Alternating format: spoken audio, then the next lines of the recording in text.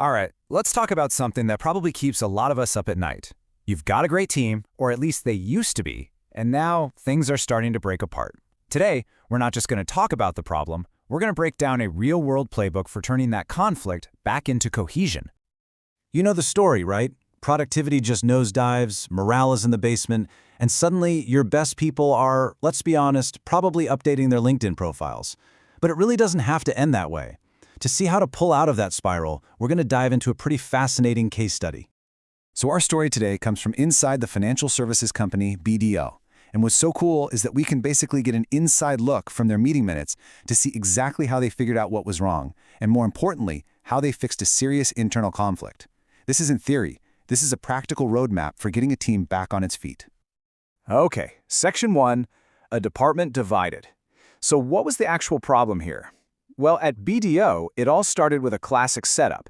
You've got operations on one side and finance on the other. And the friction between these two teams was getting impossible to ignore. Think about it. On one side, you have the operations team. They are totally laser-focused on execution, on getting things done, on delivering projects. And on the other side, you've got the finance team, and their job is to worry about the budgets and the resources. Both are absolutely crucial, right? But their different priorities were creating this natural tension that was just starting to boil over. So now we're at Section 2, diagnosing the disconnect. Look, realizing there was a problem, that was the easy part. The real challenge, the hard part, was figuring out why it was all happening. And to do that, they had to separate the symptoms from the actual causes. And the symptoms were everywhere. It's the stuff that everyone was feeling day in and day out. You know, constant miscommunication, people getting frustrated over who owned what task, total confusion about who reported to who, and of course, projects getting stalled. These were the really painful, obvious signs that the whole system was broken.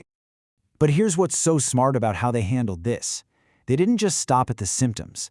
They knew they had to dig way deeper to find the actual disease, not just treat the cough. And this is what they found. The real culprits, they were structural. It turns out tasks weren't being delegated clearly at all. People were using all these different inconsistent ways to communicate. There was no single agreed-upon workflow. And maybe most importantly, the two teams almost never actually met to coordinate. So you see, all those daily frustrations were just byproducts of these much deeper issues. Okay, Section 3, brainstorming the fix. Once they knew the root causes, the team could finally start building a real solution.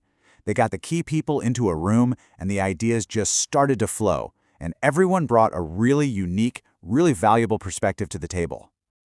First up, you had Mr. Gonzalez. He was focused on the human element of all this. He basically argued that before you can fix the process, you have to start rebuilding trust. So his big idea was, let's bring in a neutral person from HR, and let's invest in a workshop to get people working together again.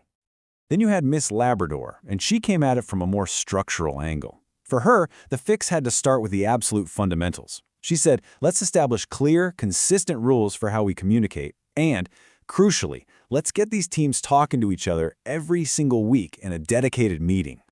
Then, Miss Peñarata chimed in, and she was focused on information and transparency. Her solution? Let's create one unified reporting system so that everyone is working from the same set of facts. And let's create a process for employees to raise concerns before they turn into these huge, explosive conflicts. And finally, Mr. Tabaclau added the last two pieces of the puzzle, feedback and accountability.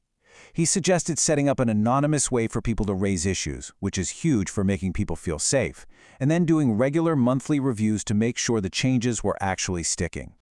All right, Section 4, the Unified Action Plan.